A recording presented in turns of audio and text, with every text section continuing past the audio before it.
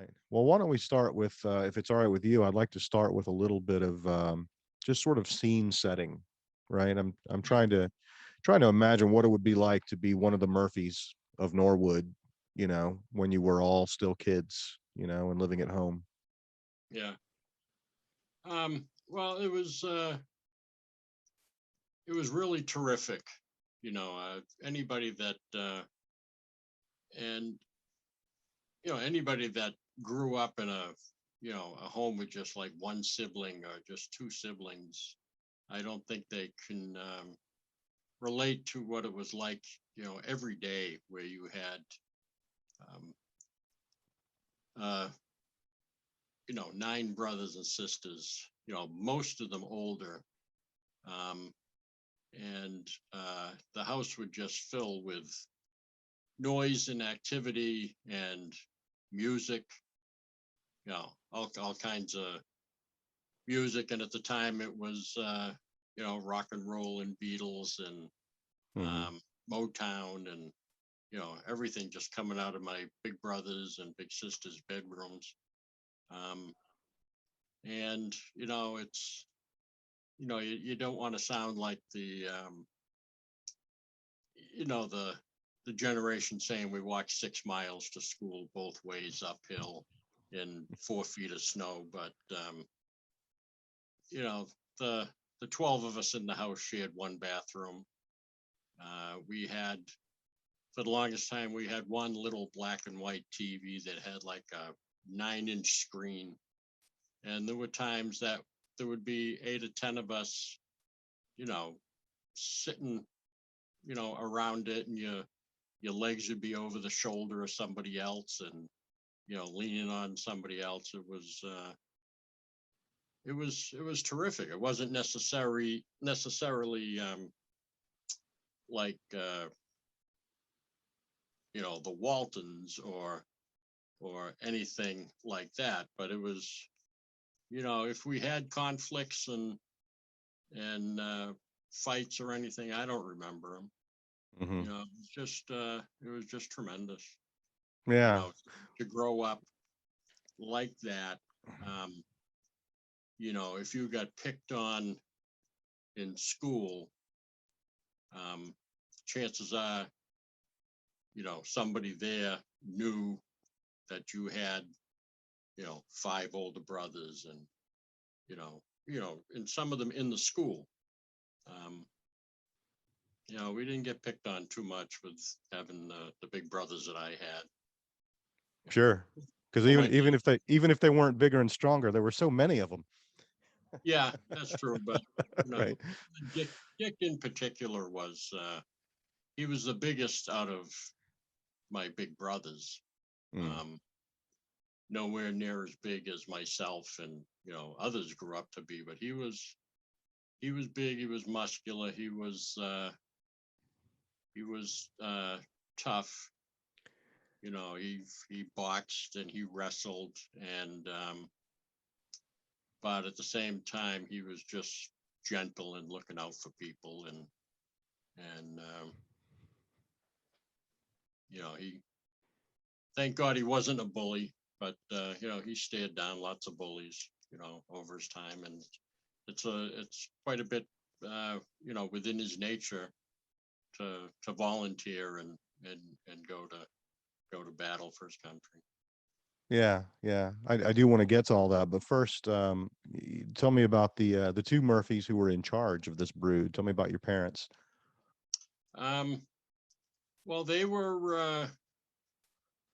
My dad was from here. My mom was from upstate New York, and Mhm. they met in the Marine Corps. They were Um, both in the Marine Corps. right. Hmm. My dad and his cousin went to the recruiters the afternoon that all the folks learned that Pearl Harbor had been attacked. They found the recruiter closed, so they were back the next day, and they enlisted in the Marine Corps on December 8th. My mom was a few years younger, and she had three brothers that fought in World War II. Two that were older than her, one that was younger. And as soon as the Marine Corps Reserve was reactivated in February of 43, she was one of the first, she was in the first group from the Albany, New York area that volunteered and went in. And what the idea of that was to have women, doing jobs, freeing up men to go fight. Hmm. And so my parents, my father was in Marine Corps aviation. He was a airplane mechanic and gunner on the Grumman Avenger, that small 3-person bomber. And my mother was in aviation as well. She was an instructor. She would instruct in classes for at least Marines and probably Navy pilots and personnel going overseas. Most simply put, like she would be instructing in a class in aircraft recognition, we should be using models and silhouettes to teach the Marines the difference between, um, a friendly fighter or a bomber and enemy fighter or bomber. Hmm. Using the silhouettes, pointing out like the locations of this antenna on ours, or where the antenna is on theirs, or Hmm. something. And when my dad returned to the United States from spending a couple of years in the South Pacific, they met in San Diego. Hmm. She was stationed in Miramar at the Marine Air Station. And legend has it he went into a PX to get a card for his fiance, and he met my mom.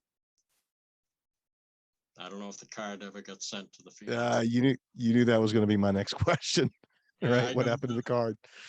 Yeah. He did send a card, but it was a very different card than the one It, he. it, I think he involved his brother in breaking the word to her. I think he was a coward in that respect. Oh yeah. Okay. Well, so after the military, your dad went into law enforcement and eventually became the chief of police of Norwood. Is that right? Yeah, at the time, when the Pearl Harbor was attacked, he had his own truck. He was in the trucking business. We had several printing presses here in town, and he would take the printed material into the book binderies in Boston. And at the same time, he was a call fireman and a special policeman. And while he was overseas in the South Pacific, the police job came through full time, permanent. So that's the job he took when he came home. Hmm. And he did. He moved quickly up the ranks, and he became the chief of police. Yeah. So I'm just trying to imagine. This is such an amazing scene to me, right? I'm an only child, but just imagining, 10 kids in a Yeah. small town where the dad is the chief of police, both parents are Marines. Um, Yeah. what I mean, could do you think any other couple could have handled that? Well, all over the country, couples handled similar size families. We might have stayed out of trouble a little bit more because of you know immediate consequences at home, but Mhm. we were no different than most large, um, Irish Catholic, um, with a touch of Sicilian, families. Um, there Yeah, I were mean, big. you had a high profile, right? I mean, Norwood's a Yeah, small town, and you must have been known by everyone. yeah, pretty much. especially when they'd say we all look alike. I mean, I didn't see it, but Mm, um, yeah. And we were a small enough town at the time, um, but at any one time we had three or four in the high school, two or three in the junior high school. When I was in elementary school, I think there were five of us in the school, mm, mhm. and Yeah, you so know, that the, kinda brings me to my if we could just paint sort of a portrait of Dick as a young man, yeah, before he went off to the Marine Corps. You told me some stories last time we spoke, and I would love to get those, for the record. But first, yeah, just give me a sense of, how was Dick known around town as a young man? well, he was an athlete, but more for fun than for anything else. I mean, he loved baseball. That was his primary passion. But it wasn't until my fifth oldest brother was the first one to play any organized little league. It was just it wasn't there so much for the oldest uh, four. He was a Boy Scout, um, involved in all that. We had a cousin who was a professional boxer, and he would teach boxing at the recreation center. And Dick, between that cousin and an uncle from my mother's side, who also boxed, um, he took to he took to that as a more as a competitive activity, and wrestling too. He played cornet in the junior high school band. Mhm. So pretty well rounded, and he had paper delivery um, was probably his first little job, and then he had lots of jobs through high school, um, and lots of friends. There's just so many friends and so many girls. He was he was he really liked the girls, Yeah, but sounds like they liked him too. You got yeah, but he never had any. He didn't have anybody steady. Mhm, He would might have four dates in a week, and it was all different girls or something. He was mhm.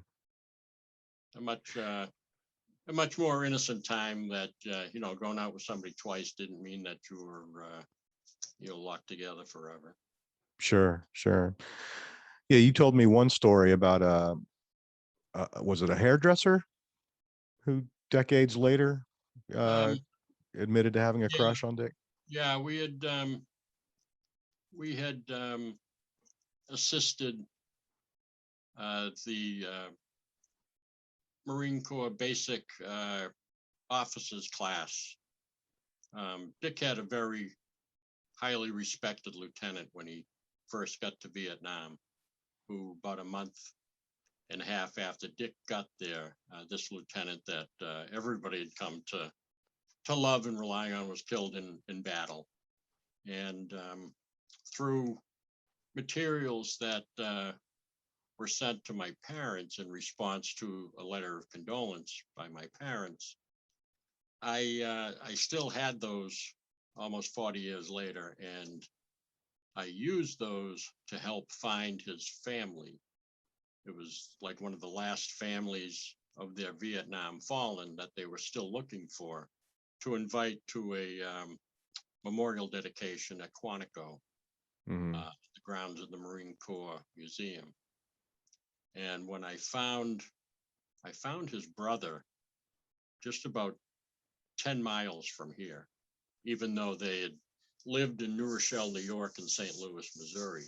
Yet I found his brother just 10 miles from me here in the Boston suburbs. Mm-hmm. And part of the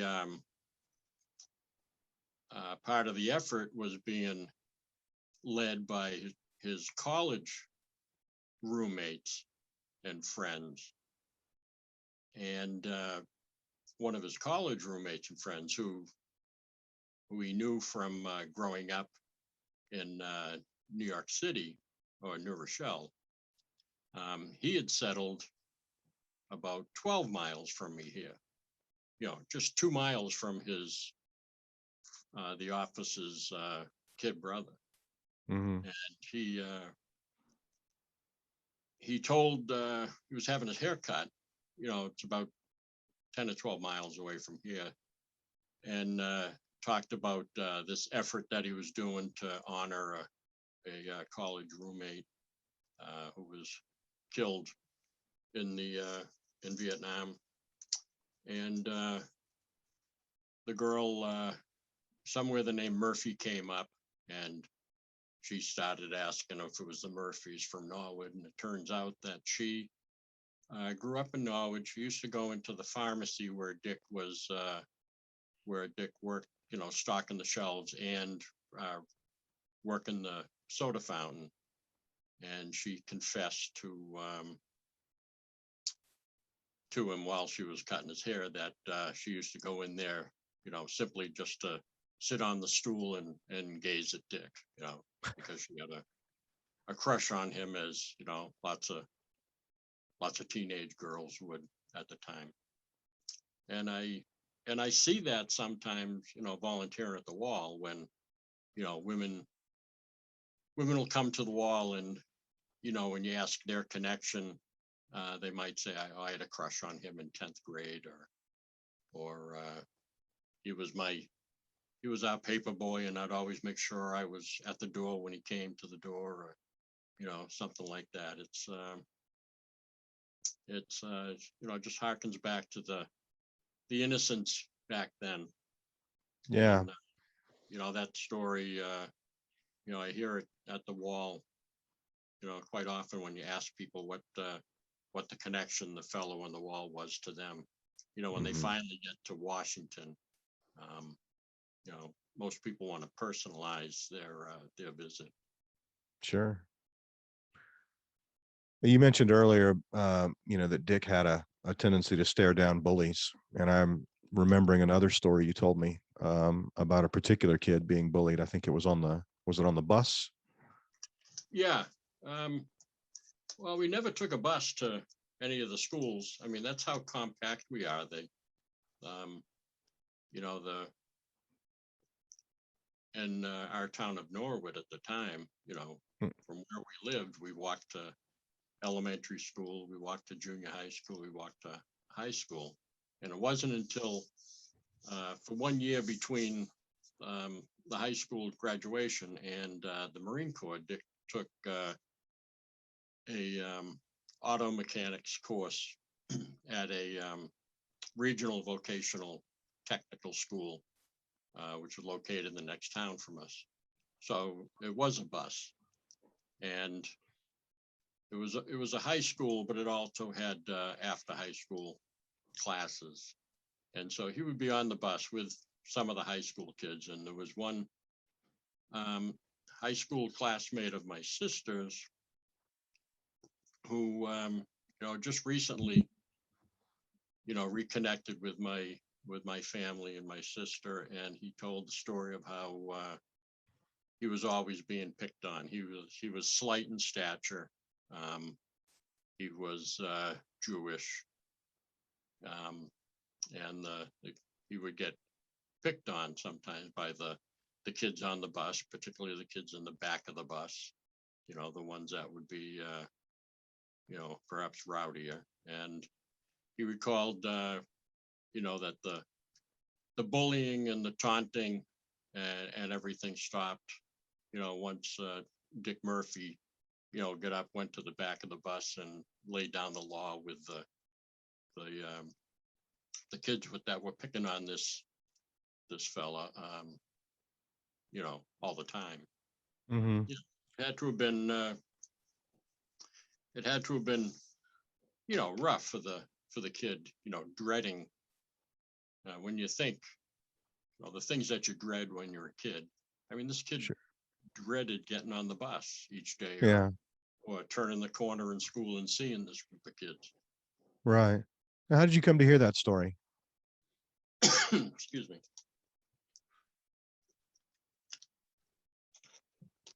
You'll have to edit that. Yeah, that's all right. My sister, was on like everybody else, Facebook, and just reconnected with this kid that graduated high school with her. Um, it would have been 4 years after, this incident. And Wait, how many years after the incident? sorry. The incident would be, they graduated 4 years later. So when Dick would have been on that bus, it would have been 1967. Yeah, long before Facebook. Yeah, but it was, fast forward about 50 years that she's in conversation with him on Facebook. Where he's Okay. asking, are you the same, Sheila, that Dick Murphy was your brother? Mm. And so that was quickly established. Yeah, he ended up graduating high school with her. He had left that vocational school and graduated at Norwood High. And So he shared the story with your sister decades later. correct. Yeah. Shared the story with her.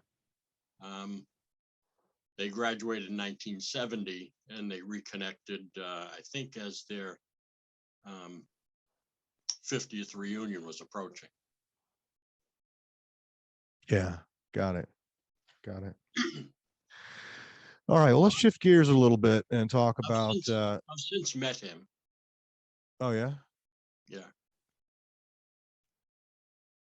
And he's he's involved in a lot of things, including some real estate, and he always gives veterans a discount on his commission or something. Just hearkening back to Dick. Yeah. The Murph Marine discount. Yeah. Exactly. Yeah. So let's talk about. You want to take a second and have some water? I'll try it with bubbles. Okay, what's next? Just kind of walk me through the circumstances of tell me the story of Dick joining the Marine Corps, making the decision to join the Marine Corps.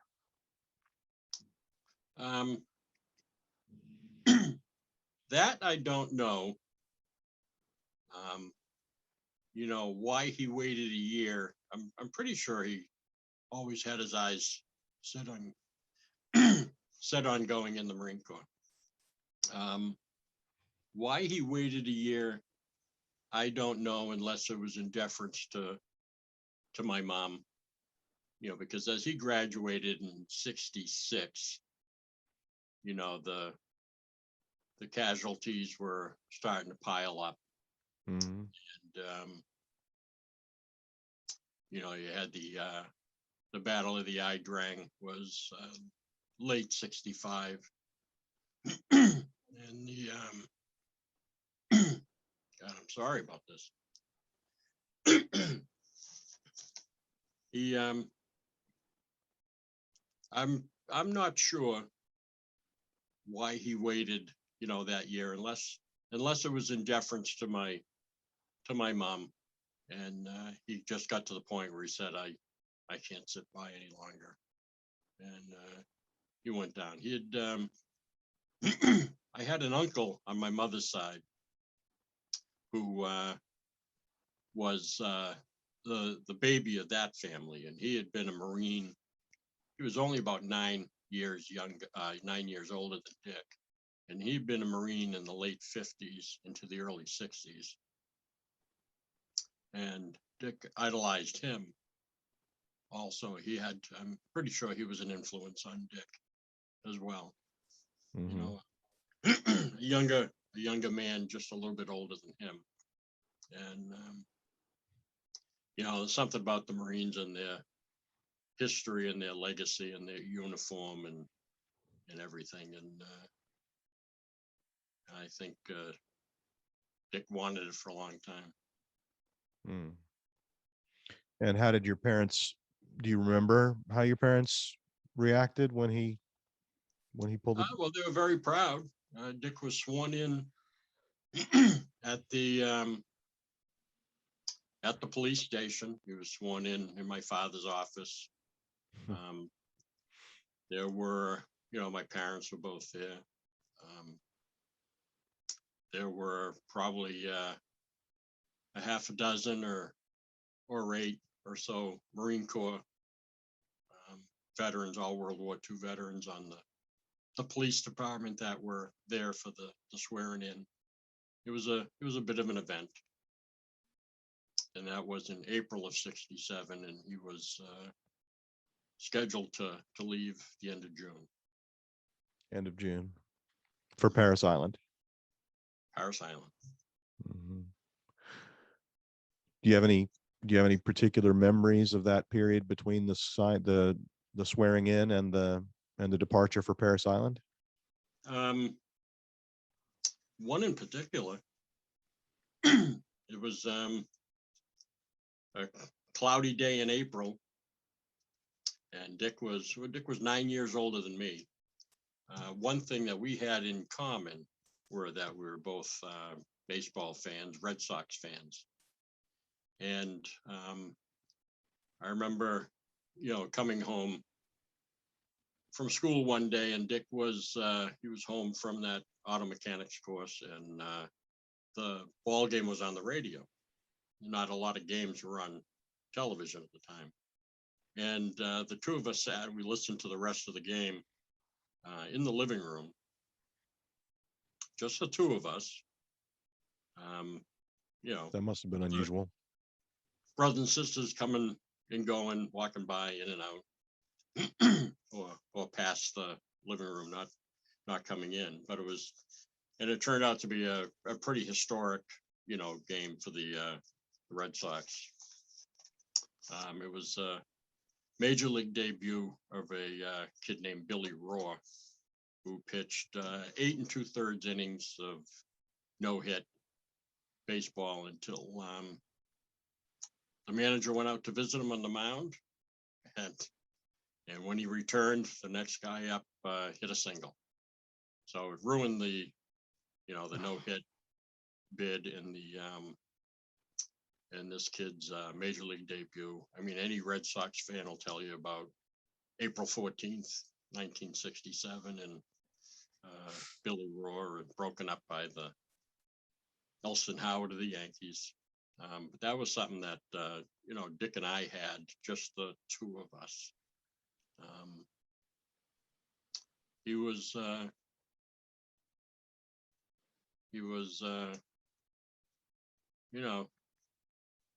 you could spend an hour with him and feel like you're on top of the world.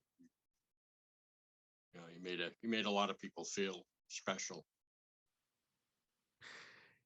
Yeah, you told me about a kid he met in the dentist's office who years later told you that's exactly what happened.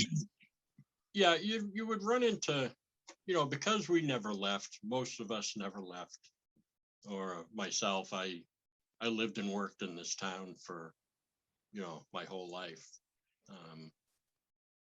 I live a half a mile from where Dick's buried, and that's a half a mile the other direction from where we grew up. And there were so many of us, and and I'd be out in the community all the time, as a police officer, and you'd never seem to run into somebody who would say, "Oh, I knew your sister," or "I knew your brother," and you always say, "Which one?" And they'd tell you, and from where. And some people, just from the look of them, I can tell which brother they know, you know, and what they're involved in. If they look athletic and in shape, then they know my brother Kevin or my brother Tommy. If other things would indicate something else. But Hmm. whenever they'd say they knew Dick, I mean, I'd perk up and ask for a story. I think a lot of people, when they know somebody lost somebody in war or in battle, they might be hesitant to engage you in conversation, thinking it's going to tear you apart or something. But we like hearing of how our fallen, in this case Dick, affected somebody else. And so there was this woman that sat down, in a restaurant next to me. She was meeting her sister, who I knew, and she started to tell me, "Oh, I met your brother Dick once." And she went on to tell me how she was. It was just before he left for Vietnam. He was actually in uniform at the dentist's office. I'm not sure he wasn't, you know, showing up to let the dentist see him, because we were close with that fella. Mm. And so she said she was about 13 or 14 at the time, and Dick would have been 19. And he just, while they're waiting, and in the background you can hear somebody getting drilled. He's engaging her. Um, you know, maybe showing interest in her, or maybe trying to distract her from the sound of the pain that's waiting for them, whatever. And she said, I never forgot how he was asking me about, you know, the, the subjects I liked best in school. And, he asked me so many questions, just taking an interest in me. And, thinking, here I am, a awkward, goofy looking, teenager, and he's giving me more than the time of day. And you run into people all the time, and if they feel free to share with you, their experience, in particular, I'm welcome to hear it. Hmm. So he went off to Paris Island, and then he came home for a short time, and then went to Camp Pendleton. When exactly did he go to Vietnam? Um, well, he went to Paris Island, and then at the time, I think because there was such a buildup, they sent them from Paris Island next to their advanced infantry training. If they were determined to be what Dick was, his code, his MOS code was 0311, which meant rifleman. They would send you from Paris Island to Camp Lejeune for that training.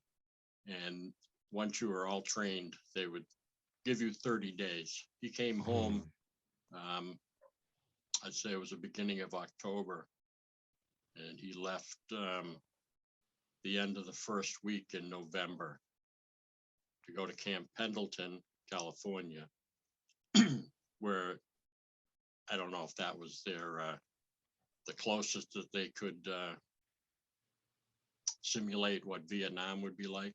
It's vastly different, but some advanced training there, up and down a lot of hills, I think, for one. And then he got to Vietnam on December 14th of 1967. Oh, man, what a time to get there, you know. Uh, You said November 14th, 1967? To Vietnam, December 14th. December 14th. Got it. Yeah. Okay. Okay. So and he got sick right away. It sounded like malaria, but he was told it wasn't. And eventually his fever came down, and he was assigned to the 3rd Battalion, 4th Marines, and they were up by the DMZ the entire time that he was there. Do you write often? Do you hear from him much? He wrote an awful lot. He Mm. wrote sometimes a couple times a day, Mm. and he was there for a month and a half when he was in several firefights, and then there was a big battle the end of January, just before Tet. The Tet holiday was the 30th, and he was wounded on the 27th when the North Vietnamese Army regulars tried to take a hill that his company was on top of. It overlooked what, the highway that would go from the coast parallel to the DMZ all the way over to Laos. Yeah. Was that 9? Highway 9? Was it Yeah. Highway 9? Yeah. I believe, yeah, 9. Mm-hmm. And so they wanted to take the Marines' location on that hill because Camp Carroll, a big Marine base over there, was just below it. And they wanted the advantage of being able to attack it from the hill. Mm-hmm. And that's where his lieutenant was killed.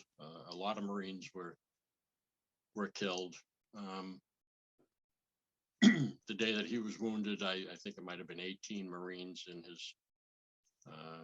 his company were killed. But there were, scores and scores, perhaps a couple hundred of the enemy, were killed. The enemy just sacrificed them, sending them up the hill, in an attack and like a human wave. Mm. And he was wounded at that and sent out to a hospital ship. And once he was out there, he was writing several times a day. And did you write back? Yeah, we wrote back. I mean, did you write back? Because you were just a kid. You were what, 13 Yeah, years old? I mean, I'd write, and well, mostly I'm giving him baseball scores, but there's no baseball scores in January. But I'm sure I wrote about spring training and hopes for the season and stuff. This would be into 67. Into 68. The Red Sox got into the World Series in 67, and it was, just bum luck that, Dick was a big Red Sox fan his entire life, and they stunk his entire life. And then just as he's going to Paris Island in 67, the Red Sox come home having won 10 straight. And, we had that pennant race, all through the summer and into the fall of 67. And Red Sox made it to the World Series. And he's incog, out of just shut off from all outside news in Paris Island. They're not going to give him a score or anything. He was relying on us with the letters and sending box scores and stuff. So I was just bum luck that they were horrible his whole life. And as he goes away, where he can't get any news except for letters, the Red Sox came as close as they ever did in the 50 years that I've been watching them until this century. Yeah. Yeah. So how long was he on the hospital ship before he returned? I'm not close to a month. Mhm. I'd say between 3 weeks and a month. And then he started making his way. The ship put him back into Da Nang, where and they pretty much put him on his own to get back up, to Northern I Corps, to and you had various options, whatever units are going up or where flights are going up. I don't know how much time they gave him to get up there, but he managed to visit one of his best friends from high school was in the Navy, and he managed to visit him and stay overnight with him, and they were able to get out to China Beach, and a little bit of normalcy somewhat for him. And at some point, he ran into another friend from our town. Ran into him on the way up, and this kid was kind of a tough kid. And Dick was walking up the street in Da Nang, and he heard somebody yell out, "Marines suck," and Dick turned around, to defend the Marine Corps. And there's this Army soldier, and he recognized him right off. And they had their short reunion and a hug, and then proceeded on. And then that soldier was killed on the 30th of March. Less than a month after he would have seen Dick. So, among all the other letters that Dick wrote, I have a copy of the letter, which he sent to the kid's mother. Which Dick, sent a copy of it to my parents, looking for their approval. So how do you suppose Dick found out about? I mean, this guy was Army, and there was so much action that in the early '68. I mean, how would Dick have Yeah, known? he might have heard in the letter from somebody. Oh, I see. He might have gotten a copy of Stars and Stripes. I believe Stars and Stripes had a list of casualties.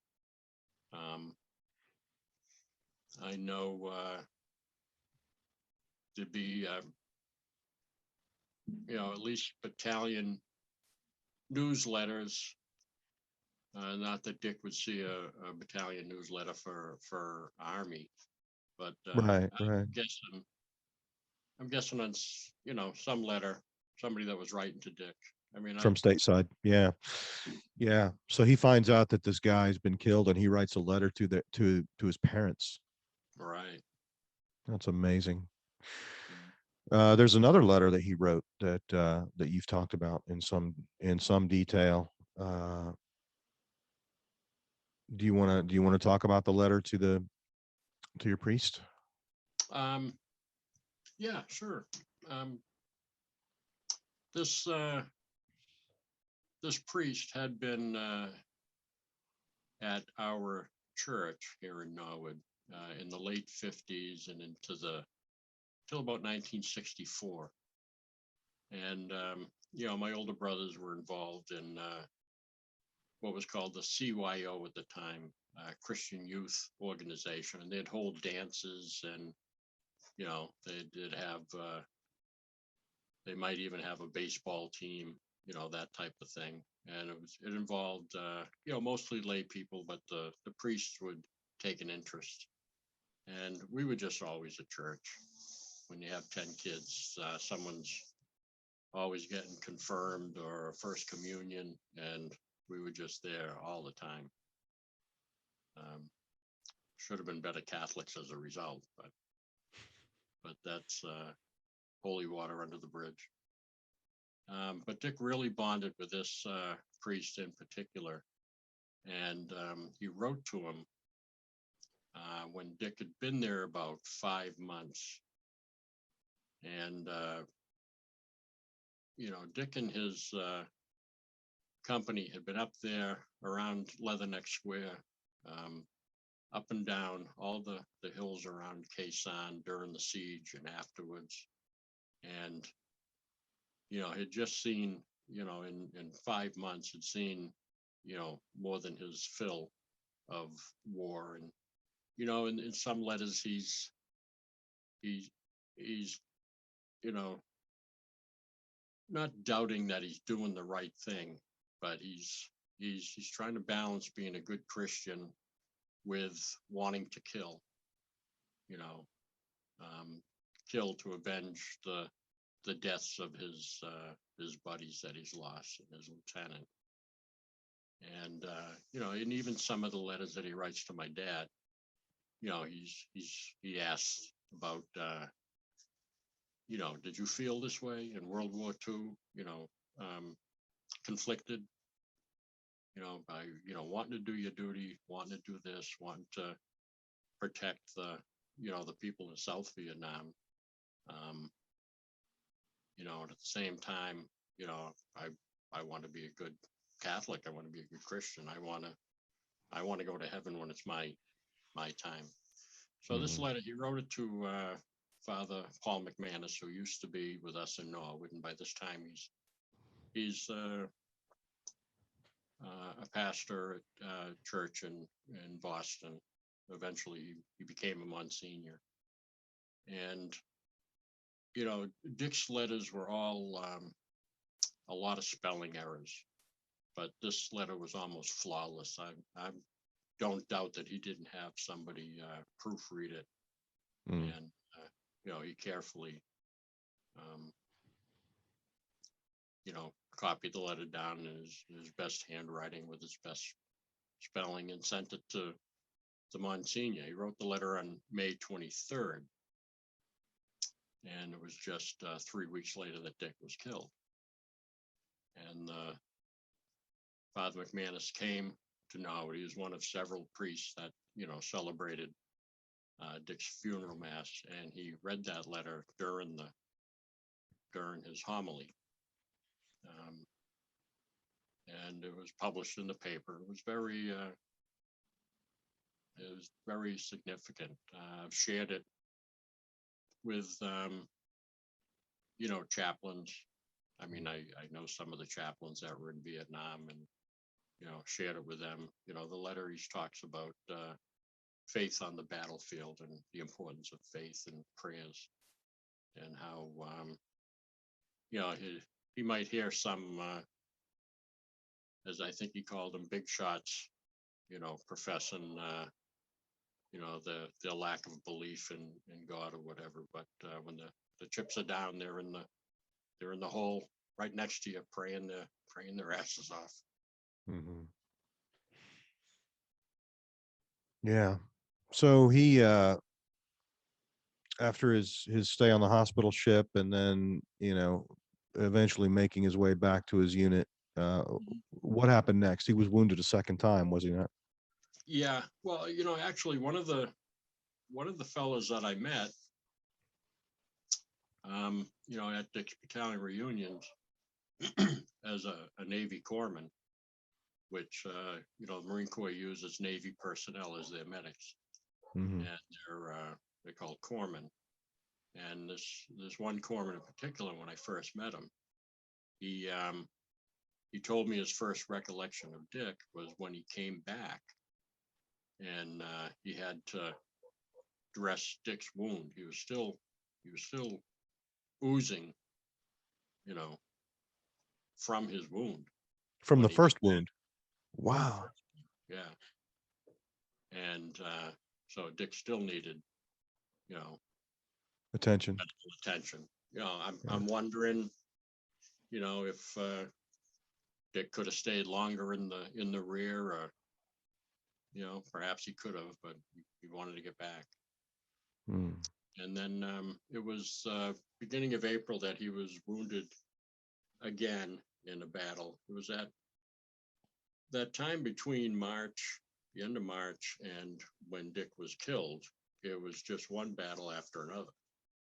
And, they were able to predict it. If you remember, at the end of March, LBJ went on TV and he announced that he was not going to seek and would not accept um, the nomination of his party for another term as our president. That same night, he said he chose to halt the bombing of North Vietnam. And in Dick's letters, he talks about how everybody was upset at that, and even said we're going to get the hell knocked out of us without that bombing of the North, because the NVA would have been unmolested in bringing the supplies and personnel and ammunition and food and everything down the Ho Chi Minh Trail, and said we're going to get the crap kicked out of us. And April, May, June, and July, which was after Dick was killed, of '68 were the worst 4 months for the Marine Corps in the entire war in Vietnam. And at that time, Dick was, hill battles here and another hill battle there, and ambushes, and that they'd walk into, and ambushes that they'd launch on the enemy. It was a very busy time, and it was in early April. Dick took a piece of shrapnel into his forehead, or I think I saw one letter talking, between the eyes. But it was, largely spent. It didn't, broke the skin. I think he bled quite a bit, but it didn't cause a deep wound or a fracture of any kind. And he was, treated in the field. But he refused to report it. And why did he why did he refuse to report it? Well, under the protocols at the time, if you were wounded twice, you could be removed, to the rear. So if you reported it that you had been wounded a second time, I don't know if it was automatic that you get put to the rear, but Dick didn't want to chance that. And in subsequent letters, he's, I remember him writing that he was going to come home with a scar, a neat scar right between the eyes. And, something like, I hope the chicks love it, something. And, but the letters that went back to him from my mom, which eventually came back to us after he was killed. She's pleading with him to report the second wound. Please report the second wound. You don't know what what benefit it will be, down the road. And even the letter from my dad telling him, I know you're not going to report the second wound. I probably wouldn't either. My dad writing as a World War II Marine. And but it breaks your heart now to look at the letter from my mom, pleading with him to report it, because it was a good chance it would have meant that he would finish out his, he had 7 months to go in Vietnam. He'd finish it out some duty in the rear or something. And he commented, it's not the type of Marine I want to be. He was, gung ho, as they would say, maybe too much. So, do you mind talking about the circumstances of his death? No.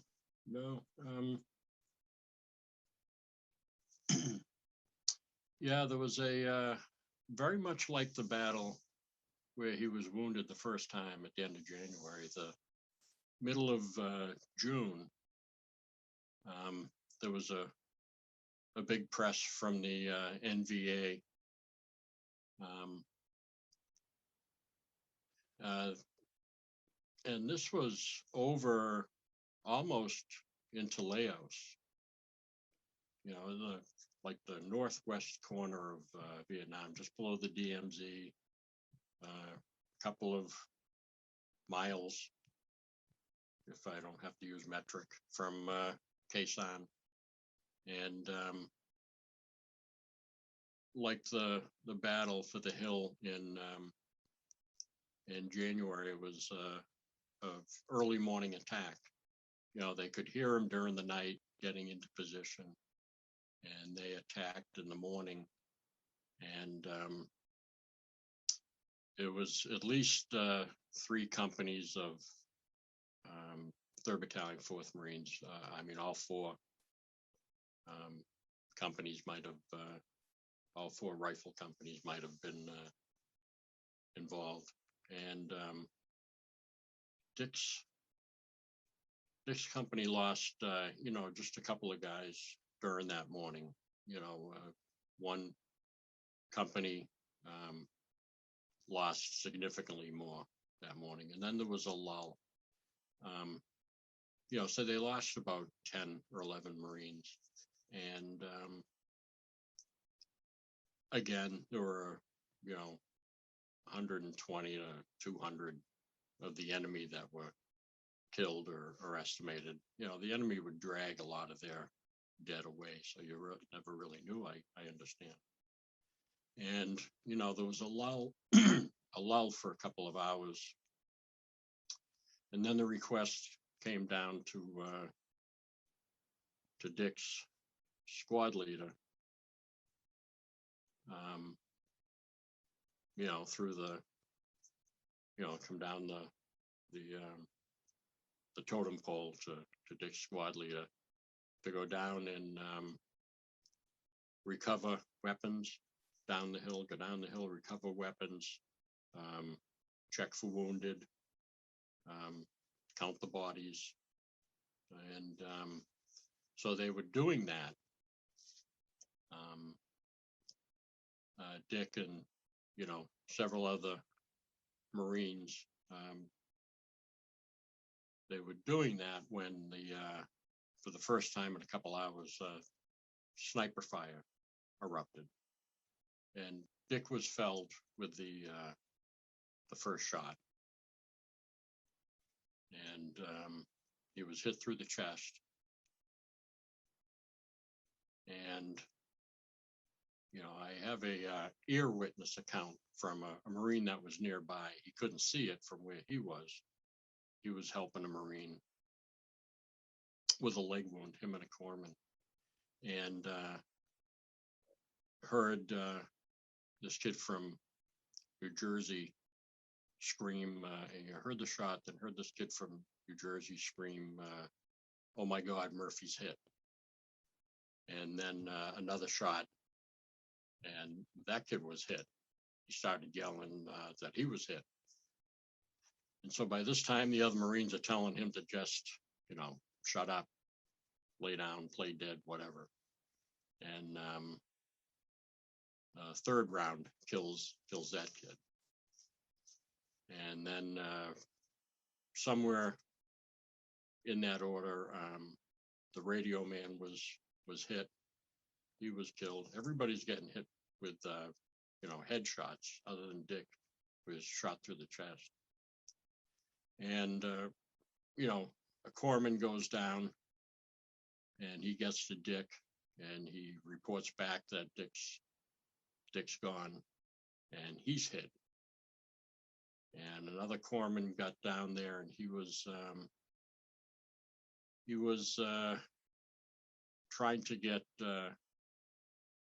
He had asked for a grenade from somebody, and they're throwing him a grenade. And as he turns to get the grenade, he's hit. Now, this corpsman had been with that other Marine on the side of a hedge, and he was helping that Marine with the leg wound. And once he heard that Murphy had been hit, he told this other Marine, he said, "I gotta go. Murphy's my friend." And he went to his death. And it was just a few years ago at a reunion that I spoke to a Marine who remembers um, this other Marine running from point A to point B, yelling, "I see him, I see him, I see him." He's talking about the sniper that's dropping everybody. And so he gets to where he had to go, and the weapons company or some, I don't quite understand, threw a bunch of light anti-tank weapons, sort of like RPGs, about 20 of them into this copse of trees. And that's where the sniper had been firing from, and everything was silent after that. But in a matter of, maybe 30 seconds, Dick is hit. Kid from New Jersey's hit. Radio man from Phoenix, Arizona, he's killed. Corpsman from LA is killed. The other corpsman's from Paducah, Kentucky. I mean, if you just look at it on a map, it's, just devastation all around the country, to these 5 families for one sniper shooting for 30 seconds, forever changing everybody's lives. And so in recent years, I've been in touch with the families of all of them except for that radio man in Phoenix. Yeah, still have hope that eventually we'll connect with them. Yeah. Well, that's a hard question to ask, but we talked about it a little bit on the phone. If you have a group of 6 people, who are friends and they get together in various combinations, sometimes it's these 2 and that one, and sometimes it's these 4, and sometimes it's just, 3 or whatever, it's the same group of 6 people, but depending on how they come together, the chemistry changes, right? Sure. And so I'm just wondering,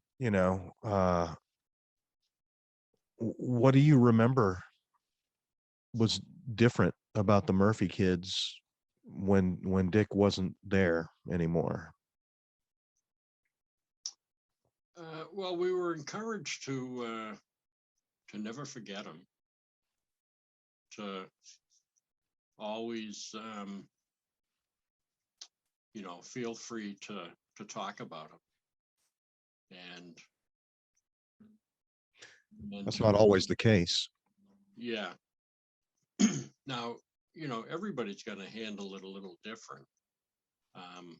My oldest brothers in particular, they were so close in age. They had a lot of shared experiences and shared activities.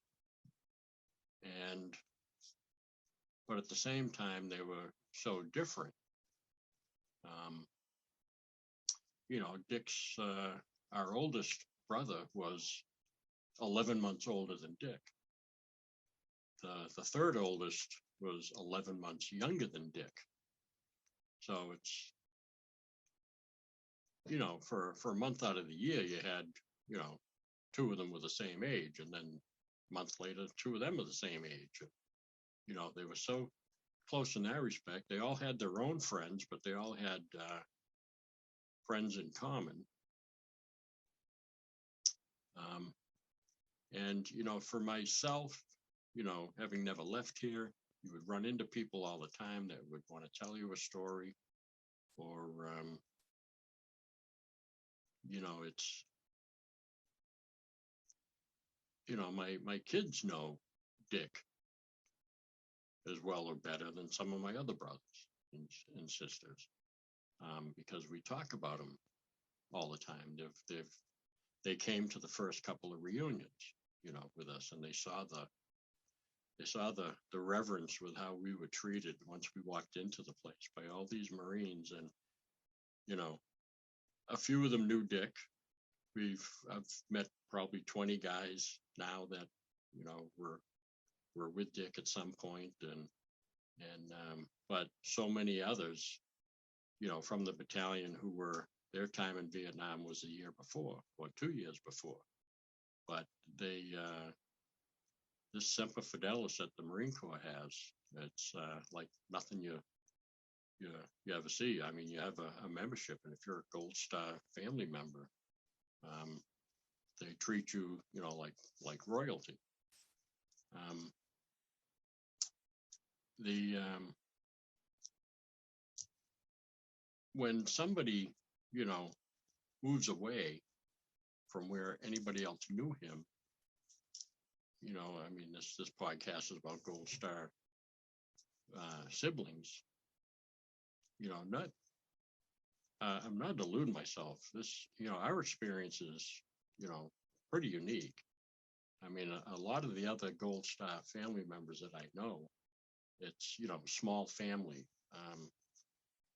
one brother, um, a woman that had, two brothers and one of them was killed, or a fella who his idol was his brother, and it was just the two of them, and then boom, his brother's gone from his life from the time that he was just getting to adulthood. And especially if you move away and nobody knows your family or your background, um, it's like a secret that just stays with you. And I feel sorry for some of those families. I mean, that's why the VVMF is so um, tremendous, and the opportunities that they give for the Gold Star, sons and daughters, and the Gold Star siblings to come to the wall and be involved in various things. I like this later this year, the reading of the names.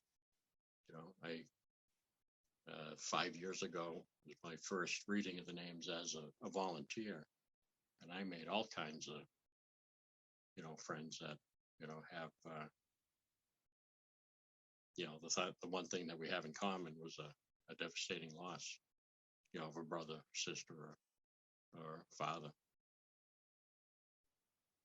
So I know our experience is quite different than most, but I don't know. Can't imagine it being different. Yeah, yeah. I appreciate you taking a run at it. I know it was a hard question to ask and probably impossible to answer, but the idea of it still fascinates me, right? The change in chemistry if you just remove one ingredient, you know. Yeah, All the others change, or they act differently, or they react differently. I I can't imagine, having been raised as an only child, I can't imagine, you know, what it would be like to have 9 siblings. yeah. Oh, it's terrific. And Yeah. we even all these years later, we still get along. Hmm. Uh, Yeah. And you've got, some pretty close connections, as you said, with, 20 or more of Dick's comrades, people who fought with him or served yeah, with him. Now you've also been very active in with VVMF and volunteering at the wall. yeah, Um, um, and you've gone into law enforcement as well in Norwood. yep, Yeah, yeah. Retired now, but I did 36 years. 36 years. How many years your dad do? Um, he was 33. He Yeah. died still active. Any other Murphys in law enforcement in Norwood or elsewhere? Yeah, I had a brother that did 28, a sister that did 30 or so, and a younger brother who just retired. He was the last one of us. He did 35, 36 years. Yeah, so between my dad and the four of us, we totaled, I think, 157 years. Wow. And Dick was that was Dick's aspiration to be a police officer. Mm. And as he said, he wanted to. He would have got out of the Marine Corps in '71. He just wanted to do his 4 years and get out. And so he wanted to trade the green for the blue, Mm-hmm. as said at the time. Mm. And There are a couple of things I'd like to get. I'm not sure how I'll use them or whether I'll use them, but I'd like to get them on the recording anyway. Mhm. The first one is if you could just recite in birth order the first names of all the kids in your family, including Dick. all right, well, it'd be Jim, Dick, Kevin, Bill, Sheila, Tom, Maureen, Brian, Jack, Paul. One more time. One more time. It doesn't have to be slower. I just want to get it. I want to get it maybe a little louder. Yeah. My brother Jimmy, then Dickie, and Kevin. My brother Billy, my sister Sheila, my brother Tommy, my sister Maureen, myself, my brother Jack, and my brother Paul. All right. So run them down one more time like you did the first time. Jim, Dick, Kevin, Bill, Sheila, Tom, Maureen, Brian, Jack, Paul. That was amazing. Fit right into the baby boom, going from Yeah. 47 to 63. Oh yeah, that's right there, right? Was baby boom was 46 to 64. Yeah, Something like you guys are that. right. You guys are right in there. That's amazing. And then the other thing is, and I can look this up, obviously, but I would like to have in your voice, tell me what panel Dick is on. Dick is located on panel 57 West, line 29. Perfect. All right, Brian, is there anything that we didn't talk about that you wish we had? Anything I didn't ask you that you think I should have? I could write a book. I'm supposed to write a book. I mean, I have all his letters, almost all his letters. And the letters that he wrote about home, especially when he was in Paris Island, and letters he wrote, letter he wrote on Christmas Eve in Vietnam. When he realized that they say that nobody spends 2 Christmases in Vietnam. He says, well, that's horseshit, because Marine Corps does 13 months. 13. Mm-hmm. And so he was going to catch 2 Christmases if he was lucky. And he would write letters. I mean, even about his wound in January, writing from the hospital ship. He wrote a letter. He's writing Dad letters to the police station where he's talking about how friggin' scared he was that they were going to be overrun, and talking about how painful his wound was. And yet the letter that he sends home, which, my mom is going to see, and the 10 of us are going to see, talks about it feeling like, a little bee sting or a little tickle. And, but he was in some pain. The wound was in his, just like Forrest Gump, it was in his right buttock. And it was a round that hit him as he's jumping back into his foxhole after delivering, ammunition to another hole. And he's, too much of an arc, and the AK-47 round enters like below your pocket on the right side of your pants, and it goes out like the top of the pocket. So it ripped like an 8-inch by 3-inch chunk of flesh, like right off of him. But then he in the letter he writes something um, for each one of us, for each of the 9 of us, about what the wound looks like. To my brother, he writes, it looks like a catcher's mitt. To another brother, he looks like who worked at a bakery, said, it looks like a hot cross bun.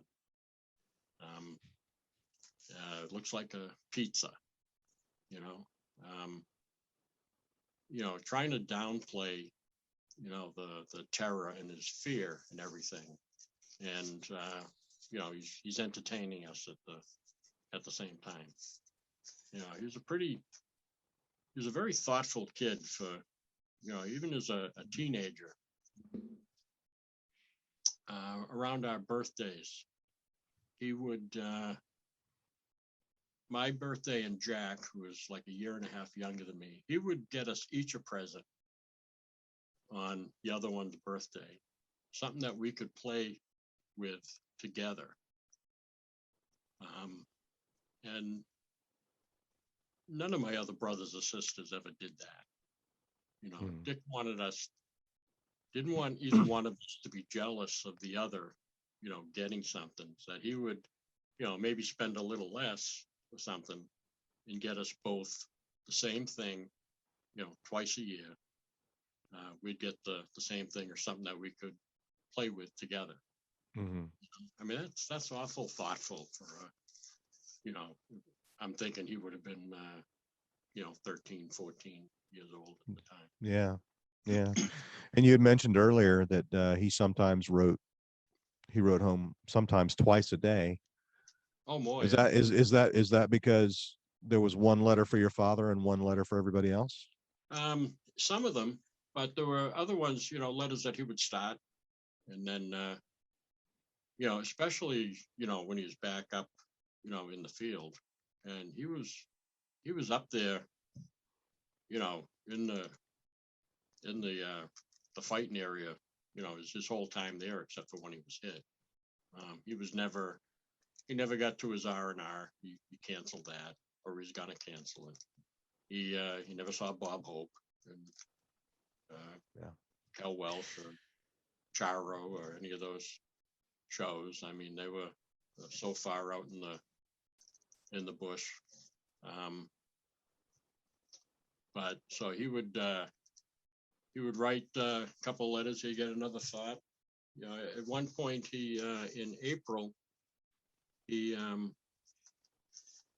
got asked to go over to this to the headquarters for the 3rd Tank Battalion, and he had no idea why he was being sent over there. This was after he had been wounded, and he was back with his company.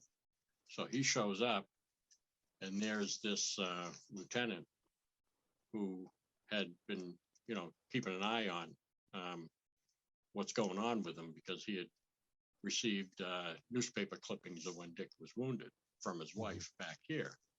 And so this was a lieutenant who was from our town, and he had seen in the newsletter that Dick had returned to duty. He calls him over, and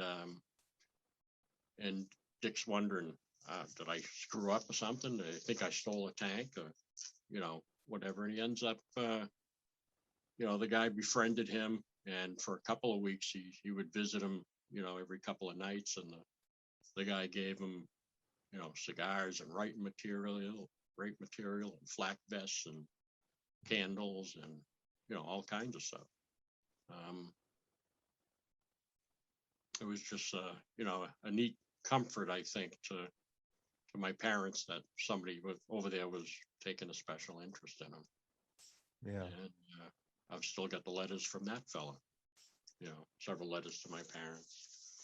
And I've got a lot of letters from the guys, some of them from before Dick was killed. They would write to each other's parents. They'd write to your parents and tell you what a great Marine you are and stuff like that. I don't know if you see that, in other conflicts and other branches. I don't know if you see that in any other context.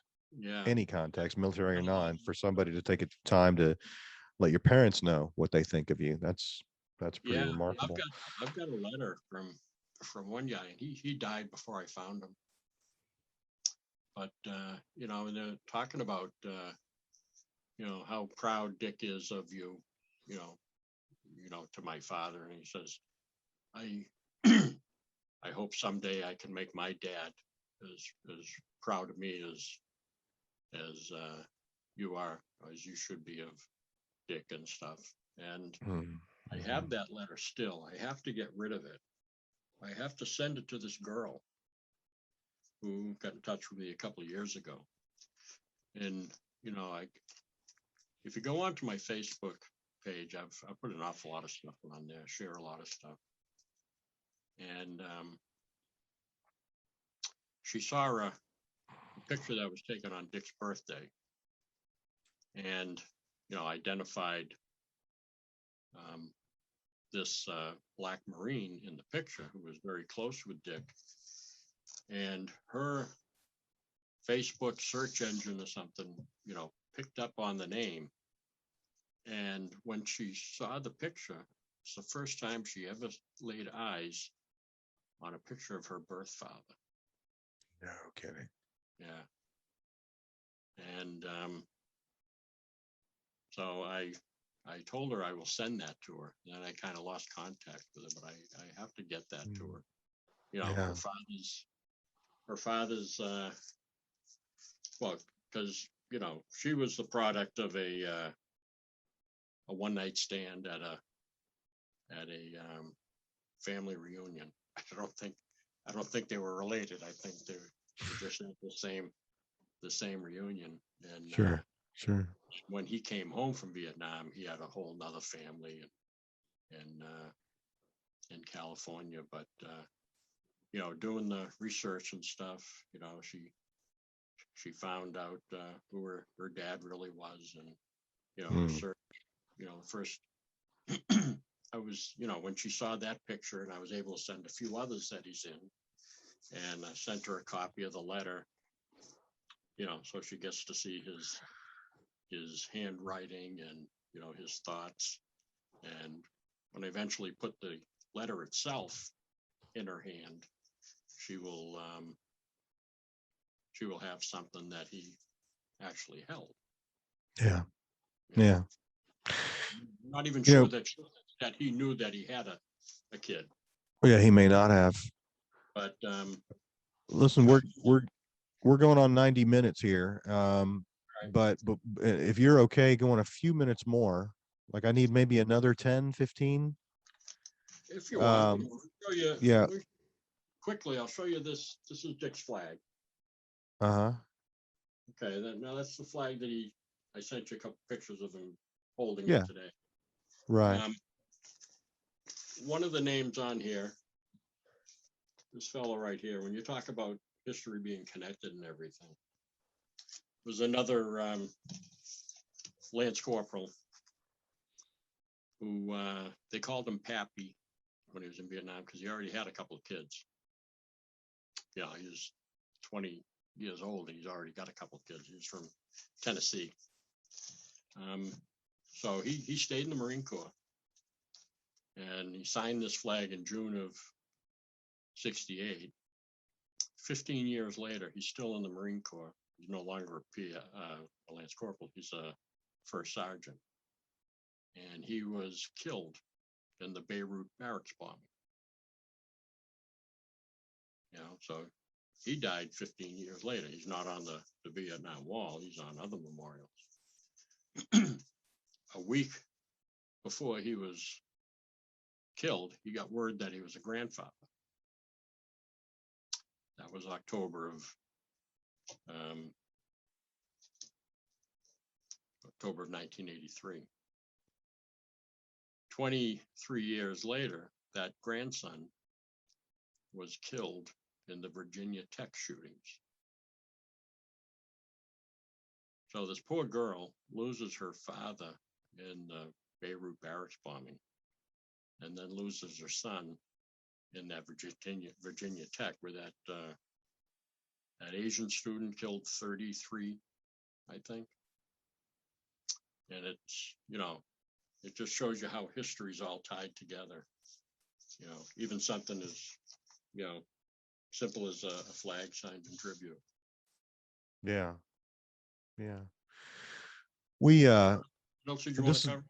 yeah, just this will be the last thing, I promise. We need Oh, to talk about well, I have to go at some point. We haven't talked about the news of Dick's death reaching Norwood, yeah. and what you remember, not just about the Murphys receiving that news, but the town of Norwood receiving that news. Mm,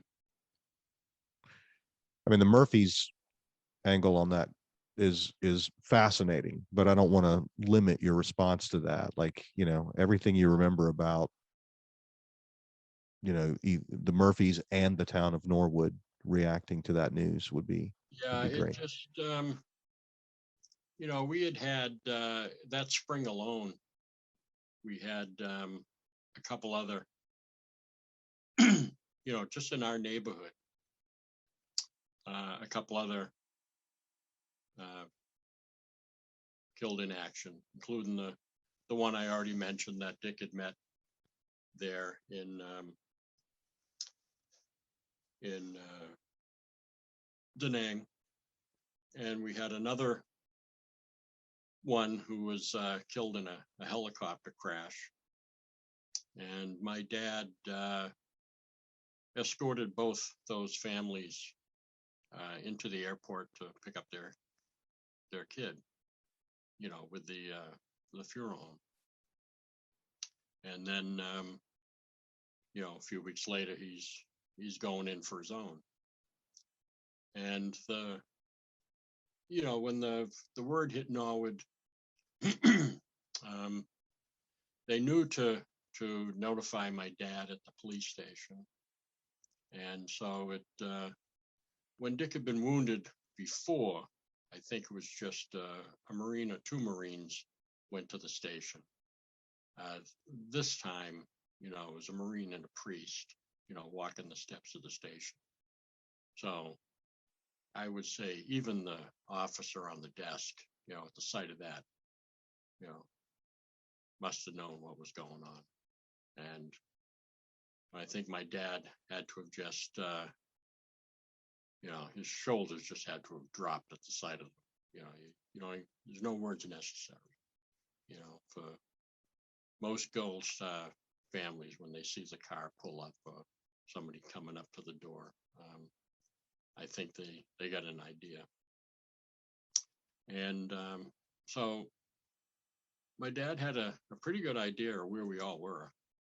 A lot of us were still in school the last day of school. So the call went out to the high school, the junior high, and our elementary school. There were two of us there, two in the junior high, and or one in the junior high and two in the high school. So the five of us still in school, one not yet in school, and Dick and the three other older boys were all graduated. But he knew where each of them were, working. So the phone calls went out all over, and you can never tell where my mom was.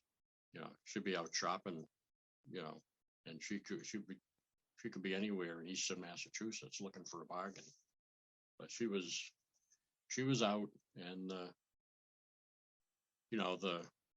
word went out. I'd say to all the police cars to try this place, try that place. Looking for my mother's car. It was it was an old like a 59 or 61 Dodge,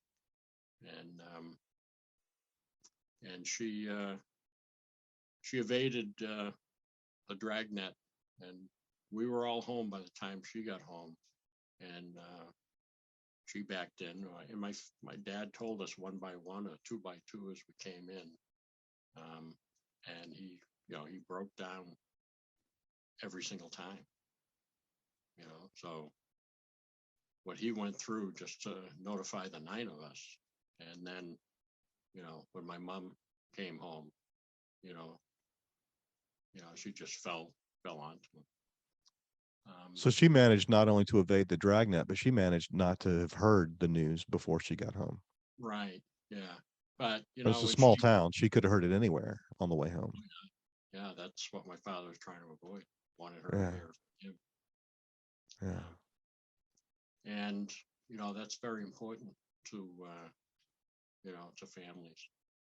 And as word spread, I mean, we were located. Our house was located between the center of town and a playground, public swimming pool.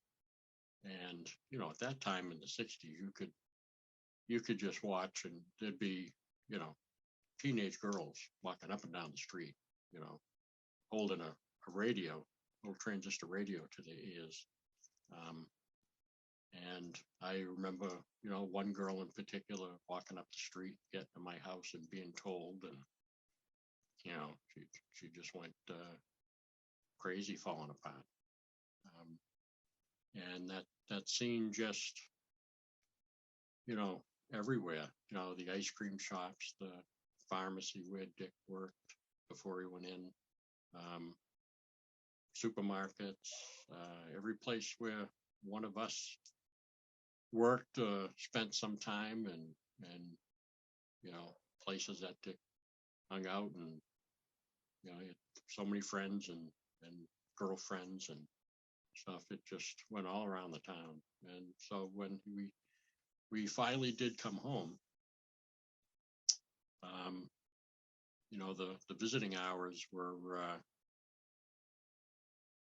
more than what you do these days. It was 3 nights and 2 afternoons, and the line was you know out the funeral home, down the street, around the corner. It was People spent an incredible amount of time waiting just to come through and pay their respects. But it was probably the biggest funeral I've ever seen here.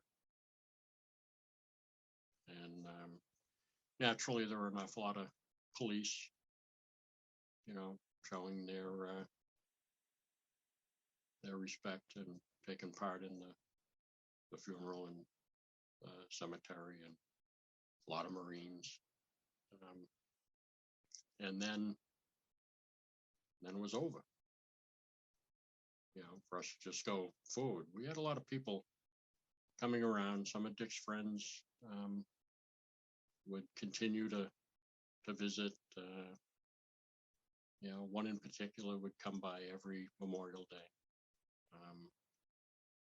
and as long as we were open to hearing stories and stuff, we'd encourage people to tell them. So you mentioned earlier that I know I told you that was going to be the last question, but I just thought of another one. Yeah, this one will be the last question. You mentioned earlier that 4 of you, 4 of the kids went into law enforcement. Uh, how many have done military service? Um, 5 others. 3 other brothers, both sisters, all Marine Corps. All Marine Corps. Yes, sir. But they didn't get me. Yeah. Man. I came of age. My dad had died when I was 16. Um, Vietnam was over as I turned 18 in June of '75. Mm-hmm. The helicopter lifting off from the embassy, that was April of '75. So we were done with Vietnam. We were out of there. The Mayaguez incident, which was responsible for the last names on the last panel on the wall, 1 West. That was May of '75.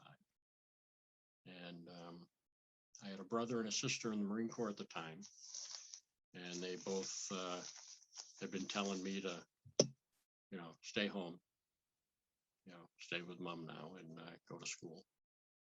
So I wasn't conflicted. I wasn't conflicted. That's what I did. Yeah. Yeah. So you had a mother who was a Marine, a father who was a Marine and a police officer, and of the 10 kids, 5 Marines and 4 cops. 6 Marines. 6 Marines. Right. Right. Yeah. 4 cops would have been, Dick would have been the 5th, or actually the 1st. Yeah. Right. Right. That is amazing. Well, man, I really appreciate you taking the time to talk to me about this stuff, and I appreciate how generous you are with your time and your energy. Um, So I'm gonna. Dick and for the other 58,000, plus on the wall. Got to keep their names on our lips and keep telling their stories, and um, they were all special to somebody. They should be special to everybody. Yeah. I appreciate you doing everything that you're doing, and I pledge to listen to every one of your podcasts.